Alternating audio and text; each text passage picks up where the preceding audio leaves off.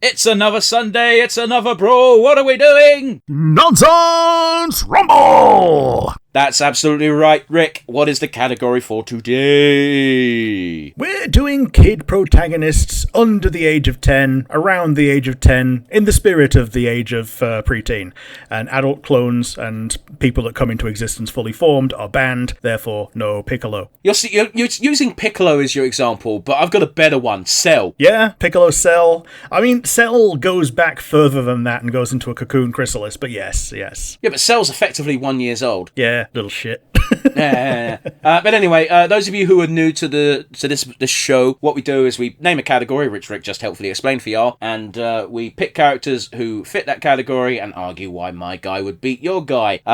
Today is basically a protagonist under the age of 10. Actually, I don't know if protagonist necessarily has to be there, but that's how I wrote it down.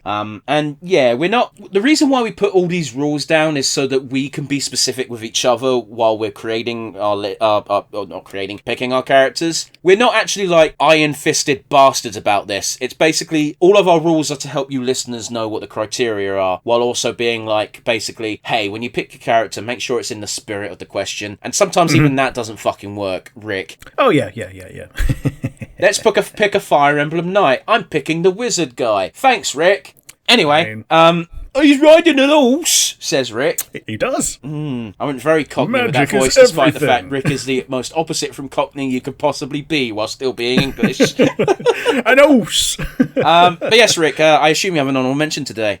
I do. My honourable mention is the one that made me think of the category in general, is Ben 10. Except that at the age of 10... his command over the Omnitrix was very tenuous at best, and what alien he gets is complete RNG. Okay, so Rick, the fun thing is, my honourable mention is also Ben 10, and my explanation for why his honourable mention is, however, when he's 10, he's shit. Yes. Yeah, when he's like 14, he's a badass, because he can choose what he wants, but when he's 10, no. It's one of those real annoying things, Rick, where the Omnitrix has always got to have a limit on it, so even when he's got, like, complete control of the Omnitrix, a bit of gunk will go on it in episode 2, and now it's RNG again. Yeah. And, like, sometimes the absolute possible... Well, like, I think the idea is, like, even when it's trying to give him a good answer, it gives him a good answer that it's trying to make him think outside of the box and learn how to use his forms with. That's not the Omnitrix's job, though. Yeah, fair enough. Listen, Ben 10 wouldn't exist if Uncle Max had just got the damn thing. Yeah, he just solves the problem in 45 minutes. Yeah.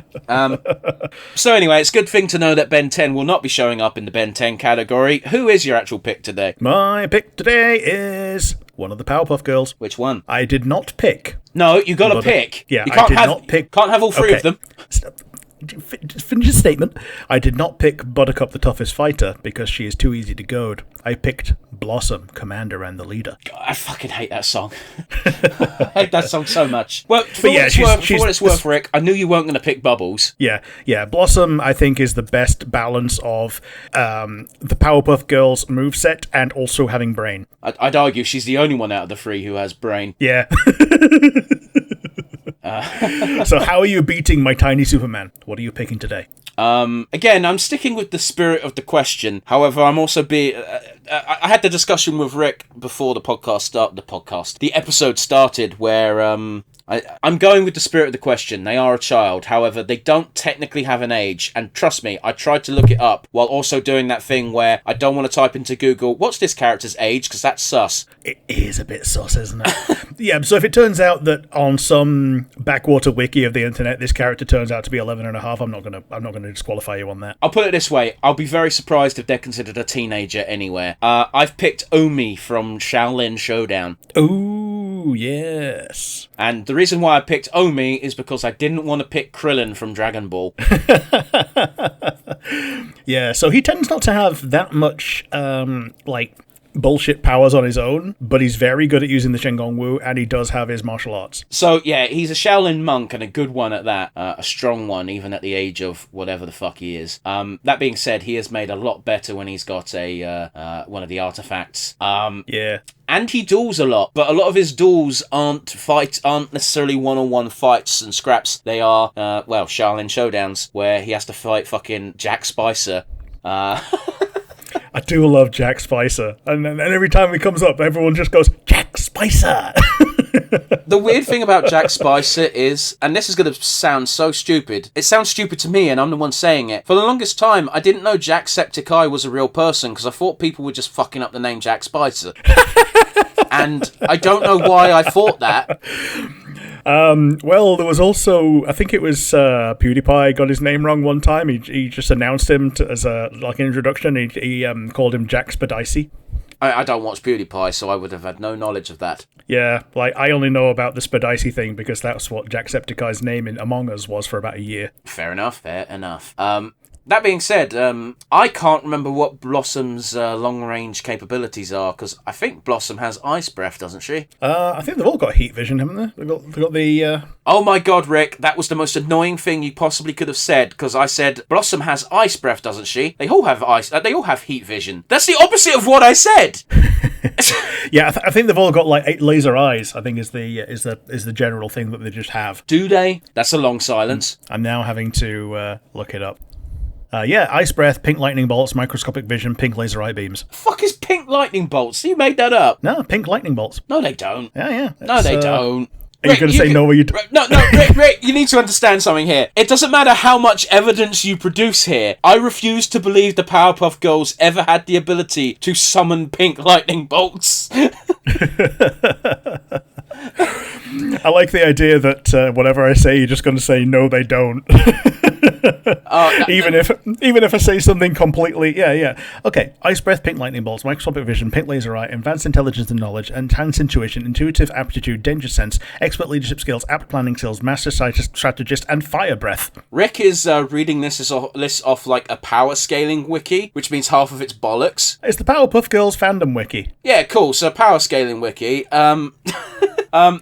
I just want to point out, I don't think you should be allowed to use these wikis, because half of them are abilities they use once and then never bring up again, because they're MacGuffins. Yeah. MacGuffins? That's the wrong word. Deus Ex Machina is the word I wanted to say. Yeah, but the thing that they always definitely have is the laser eye vision, and as you say... the one thing I didn't debate... I'm talking about the fucking pink lightning bolts. Fuck off. Yeah, but between ice breath and laser eyes, yeah, I think we're beating Omi unless he's got a specific Shengon Wu that nullifies energy. I just also want to bring up, I like the fact that you mentioned advanced intelligence, because I want there to be a big fucking asterisk next to that for anyone reading the wiki. And next in comparison to the rest of the Powerpuff Girls. In comparison to a 5-year-old. Oh, yeah.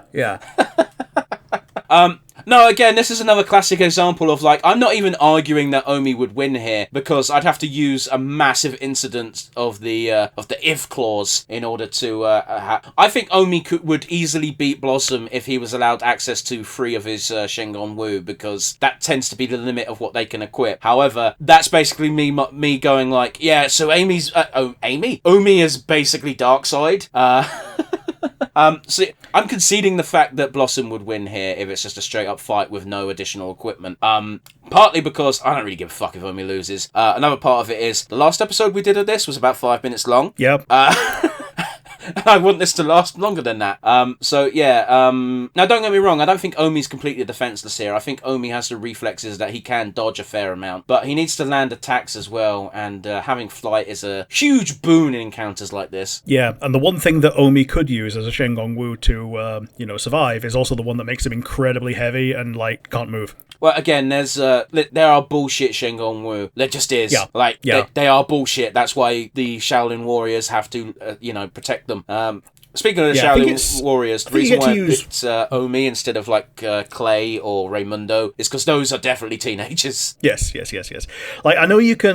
think you can only use one in a fight in a showdown against your opponent, and that's what you bet, unless you do a Shu Yi Gong Dare where you can use 2 and you bet them both. It's a double down. But if you're not fighting in a Shaolin showdown, you can use as many as you like. Yeah, and the most I've ever seen used at once is 3. That's why I was an arbitrary limit of 3. But again, if I'm just allowed to use the fucking Shengon Wu, then anytime I pick a character, I'm cool, this is actually a Shaolin showdown and I'm going to use this.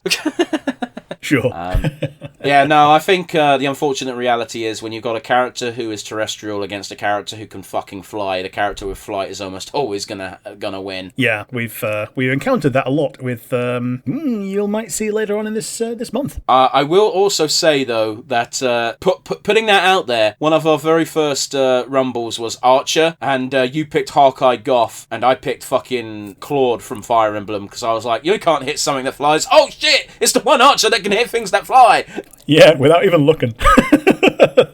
So yeah, I'm not happy to concede, but I am forced to concede. Yeah, Blossom wins. Yeah, Blossom wins. Honestly, it's a pretty good time to pull out a Powerpuff Girl because how many other categories are they realistically going to apply for where something just doesn't punt them? Yeah, like strongest pacifist, Blossom, but she's not even that much of a not Blossom, but Bubbles, and she's not even that much of a pacifist. She just likes playing with dolls. No, I wouldn't call Bubbles a pacifist. Pacifist means I refuse to fight. Yeah, she's just 6.